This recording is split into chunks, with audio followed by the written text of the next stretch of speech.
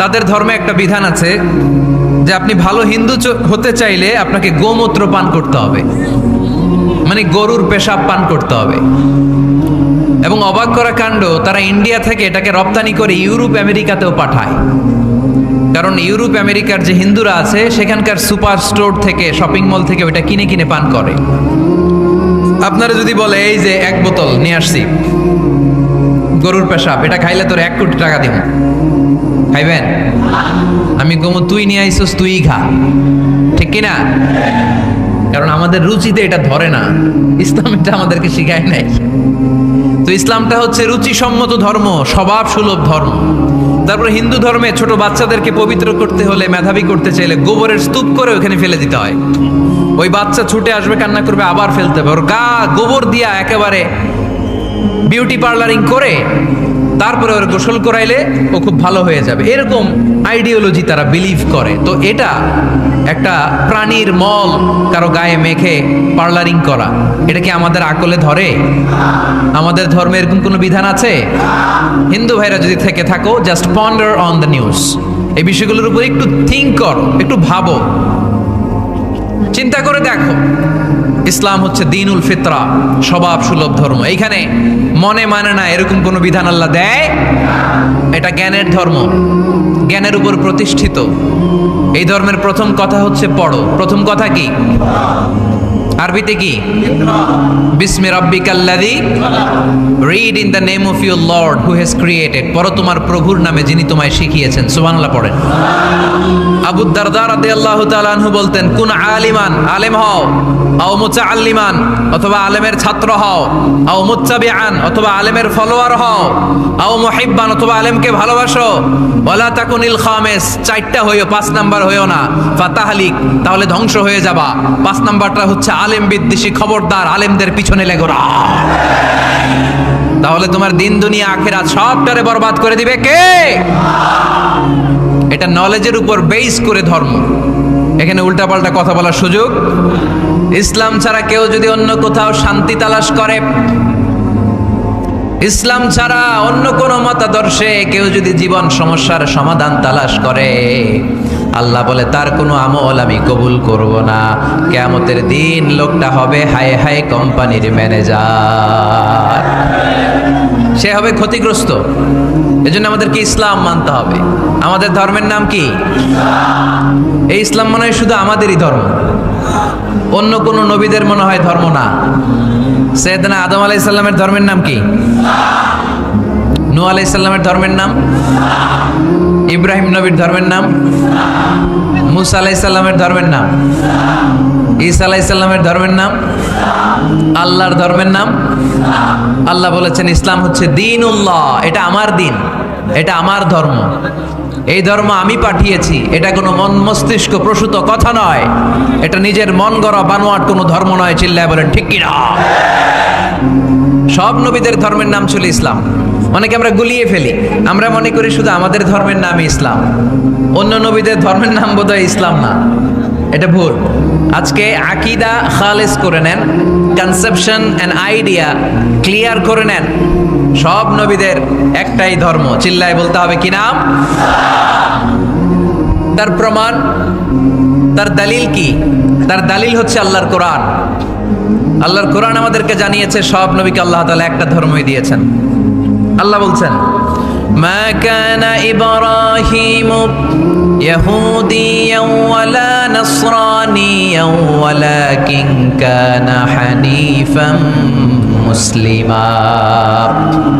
আমার খলিল ইব্রাহিম ইহুদি ছিল না, আমার নবী ইব্রাহিম নাসারা ছিল না, আমার খলিল ইব্রাহিম অন্য কোন ধর্মের ছিল না। সাইয়েদনা ইব্রাহিম ছিলেন কানা হানিফাম মুসলিমা, একনিষ্ঠ মুসলমান। কোন সুবহানাল্লাহ। সাইয়েদনা ইব্রাহিম আলাইহিস সালাম ছিলেন একনিষ্ঠ মুসলমান। কানা হানিফাম মুসলিমা, এই আয়াত প্রমাণ করে যে সাইয়েদনা ইব্রাহিম আলাইহিস সালামের ধর্মের নামও কি ছিল? আওয়াজ করে বলতে হবে, কি ছিল? পেয়ে গেছি আমরা। এরপরে সাইয়েদনা ইউসুফ আলাইহিস সালাম দোয়া করেছেন, আল্লাহর মহাগ্রন্থ কোরআন সাক্ষী, তাওয়াফানি মুসলিমান ওয়া আলহিকনি বিসসালিহিন।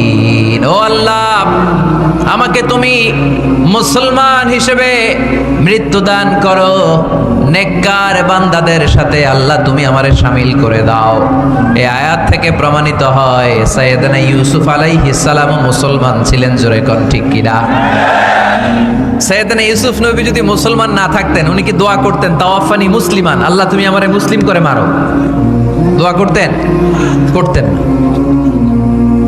সাইয়েদনা সুলাইমান আলাইহিস সালাম বালকিসকে চিঠি লিখেছে, ইন্নাহু মিন সুলাইমান ওয়া ইন্নাহু বিসমিল্লাহির রহমানির রহিম। বালকিস, এটা সুলাইমান নবীর পক্ষ থেকে চিঠি। আল্লাহ তাআলু আলাইয়া ওয়া আতুনি মুসলিমিন। ও বালকিস, বাড়াবাড়ি করো না। ও বালকিস, খবরদারি দেখিও না, বড়ত্ব দেখিও না। মুসলিমিন, তুমি আমার কাছে মুসলমান হয়ে চলে এসো। সাইয়েদনা সুলাইমান আলাইহিস সালাম মুসলমান হয়ে চলে আসার দাওয়াত দিলেন। এই আয়াত প্রমাণ করে সাইয়েদনা সুলাইমান আলাইহিস সালামের ধর্মের নাম ছিল ইসলাম। ঠিক কি না? আবার সাইয়েদনা ঈসা আলাইহিস সালামের সঙ্গীদের নাম হচ্ছে আল হাওয়ারি। হাওয়ারিরা বলেছিল, সাক্ষী থেকে যাও বিআন্না মুসলিমুন, আমরাও মুসলমান। ঈসা আলাইহিস সালামের অনুসারীরা যদি বলে আমরাও মুসলমান, এটা প্রমাণ করে সাইয়েদনা ঈসা আলাইহিস সালামের ধর্মের নামও ছিল ইসলাম। জোরে বলেন ঠিক কি না? ইসলাম ছিল তার ধর্মের নাম। সব নবীদের একটাই ধর্ম, ধর্মটার নাম সব জায়গায় মানতে রাজি আছেন? তবে ইসলাম ধর্মকে আল্লাহ তাআলা কোন নবীর কালেই, কোন নবীর সময়েই পূর্ণাঙ্গতা দান করে নাই। এই ইসলাম ধর্মের পূর্ণাঙ্গতা আল্লাহ তাআলা দান করেছে আমার পেয়ারা নবী, বিশ্ব নবী মুহাম্মদুর রাসূলুল্লাহ সাল্লাল্লাহু আলাইহি ওয়াসাল্লামের সময়কালে। বারটা ছিল জুমাবার। কি বার? আরাফার ময়দান। বিশ্বনবী ওটের পিঠে বসে আছেন। ইন দ্য মিন টাইম আল্লাহ তাআলা একটা আয়াত নাজিল করে ইসলামকে কমপ্লিট এন্ড ইনট্যাক্ট বানিয়ে দিলেন। সুবহানাল্লাহ কইতে পারলেন না? اليوم أكملت لكم دينكم وأتممت عليكم نعمتي ورضيت لكم الإسلام دينا। সেদিন আল্লাহ ঐতিহাসিক আয়াত নাজিল করে দিলেন, اليوم أكملت لكم دينكم, আজকে আমি তোমাদের দিনকে, ইসলাম ধর্মকে পূর্ণাঙ্গতা দান করলাম। ওয়া আতমামতু আলাইকুম নি'মাতি, আমার নিয়ামতকে পরিপূর্ণ করে দিলাম। ওয়া রাদিতু লাকুমুল ইসলাম দীনা, আমি আল্লাহ তোমাদের জন্য ইসলাম ধর্মকে মনোনীত করে খুশি হয়ে গেলাম। আল্লাহ তাআলা ইসলামকে আমাদের ধর্ম বানিয়ে খুশি। এখন প্রশ্ন হচ্ছে, আমরা খুশি কিনা? আওয়াজ কমে গেছে এবার। ইসলামকে আমাদের ধর্ম মনোনীত করে, ইসলামকে আমাদের জীবন বিধান মনোনীত করে খুশি কে? আল্লাহ। এখন আমরা খুশি কিনা? দিস ইজ দ্য কোশ্চেন নাও।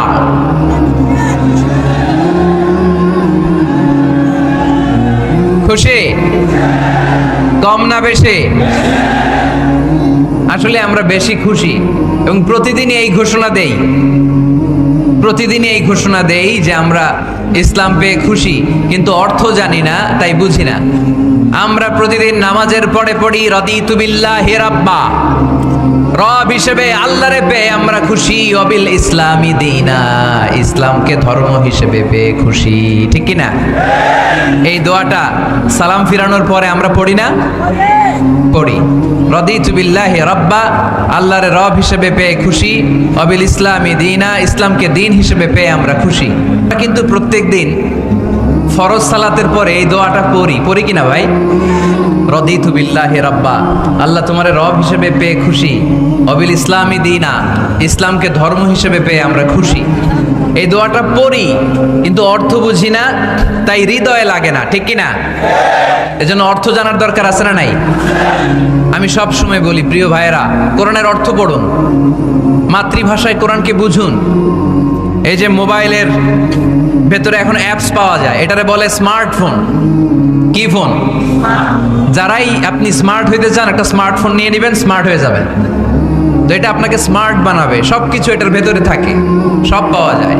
এখানে আপনি কোরআন নিয়ে পড়তে পারবেন, কোরআনে আল্লাহ কি বলেছে। তো অর্থ পড়লে আপনার হৃদয়ে লাগবে। আমরা তারাবির নামাজ পড়ি 20 রাকাত, ঠিক কিনা? কত আযাবের আয়াত যায়, কত জান্নাতের সুন্দর বর্ণনা চলে যায়, কিন্তু যিনি পড়ায় উনিও কান্দে না, আমরাও কান্দি না, ঠিক কিনা? ওনারও পশম দাঁড়ায় না, আমাদেরও পশম দাঁড়ায় না। বাট আরব বিশ্বে when they recite they got their goosebumps, তারা যখন কোরআন তেলাওয়াত করে ওদের গায়ের পশমগুলো দাঁড়িয়ে যায়। শেখ আব্দুর রহমান সুদাইস যখন তেলাওয়াত করে পিছনে মুসল্লিরা কাঁদে। আমি গত বছর হজে ওনার পেছনে নামাজ পড়ছিলাম, উনি সূরা কুরাইশ পড়ছে, উনি পড়ছেন ফালিয়াবুদু রাব্বা হাযাল বাইত। এই কথা বলে উনি কাঁদতে শুরু করলো, আমরাও কাঁদতে শুরু করলাম। কারণ এই আয়াতের অর্থ হচ্ছে ফালিয়াবুদু লিইলাফি কুরাইশিন ইলাফিহিম রিহলাতাশ শিতাই ওয়াস সাইফ। ও কুরাইশি ব্যবসায়ীরা, শীত গ্রীষ্মে তোমরা ব্যবসা করো, কিন্তু ফালিয়াবুদু রাব্বা হাযাল বাইত, এই ঘরের রবের ইবাদত করো। ওই ঘরটা কিন্তু সামনে। শাইখ আব্দুর রহমান সুদাইস যখন ইমামতি করতেছে তখন ওই আল্লাহর ঘরটা সামনে আছে না নাই? আপনারা টিভিতে দেখেন নাই? কাবা ঘরের সামনেই কিন্তু নামাজটা পড়ে। তো ওই আয়াতের অর্থ ছিল এই ঘরের রবের ইবাদত করবা, তাহলে রিজিকের ব্যবস্থা করবে কে? তো ওই ঘরের সামনে দাঁড়িয়ে উনি ইমাম, চোখের পানি উনি ধরে রাখতে পারে? ধরে রাখা সম্ভব না। এর কারণ অর্থ বুঝি। আমরা আজীবন পড়ি সুবহান রাব্বিয়াল আ'লা, এর অর্থটা যে কি কেউ জানে না, ঠিক কি না? তো চোখ দিয়ে পানি নামবে কেমনে? চাইনিজ ভাষা আমাদের কাছে যেরকম, কোরআনের তেলাওয়াত আমাদের কাছে অনেকটা এরকমই। চাইনিজ ভাষার অর্থ জানি না, কোরআনের আয়াতের অর্থ জানি, কিন্তু এই কথা বললে কি আল্লাহ আমাদেরকে ছাড়বে? No excuse will be granted that day. সেদিন আল্লাহ কোনো এক্সকিউজ গ্রহণ করবে না। অনেক হিন্দু মুসলমান হয়, এরপরে তারা কোরআন বোঝে, আল্লাহ বলবে হিন্দু হয়ে পারলো, তুই পারলি না কেন? জোরে বলেন ঠিক কিনা? এজন্য অর্থ বোঝার চেষ্টা করতে হবে। তাহলে আলোচনার যেই জায়গায় আমরা এসেছিলাম আর কথা বলছিলাম, আল্লাহ বলেছেন ইসলামকে তোমাদের ধর্ম মনোনীত করে আমি আল্লাহ খুশি। আমরাও বলে দিলাম আল্লাহ তুমি যদি ইসলাম দিয়ে খুশি, আমরাও ইসলাম পেয়ে খুশি। জোরে কোন ঠিক কিনা? আমরা সব জায়গায় ইসলাম মানতে চাই, যতক্ষণ দেহে প্রাণ আছে ততক্ষণ পর্যন্ত ইসলামকে মানতে চাই, সব জায়গায় মানতে চাই, ইসলামকে আমাদের জীবনের আদর্শ বানাতে চাই, ঠিক কিনা? সাইয়েদনা ওমর ফারুক বলতেন নাহনু কওমুন আ'আজ্জানাল্লাহু বিল ইসলাম, আমরা তো এমন জাতি যেই জাতিকে আল্লাহ তাআলা ইসলাম দিয়ে সম্মানিত করেছে। ফাইন ইবতাগাইনাল ইজ্জাতা বিগাইরিহি আযাল্লানাল্লাহ, ইসলাম রেখে দিয়ে কেউ যদি অন্য কোথাও সম্মান তালাশ করে তাকে অপদস্থ করে ছাড়বে কে? আল্লাহ। এজন্য আমাদের সম্মান কোথায়? আমরা মুসলমান, এটা বলতে কি আপনাদের লজ্জা লাগে? পৃথিবীর যেই কোনো দেশে যাই, হিন্দুদের রাজ্যে যাই, বৌদ্ধদের রাজ্যে যাই, যেই কোনো ইমিগ্রেশনে দাঁড়াই না কেন, চিৎকার করে বলবো আমি মুসলমান। জোরে কোন ঠিক কিনা?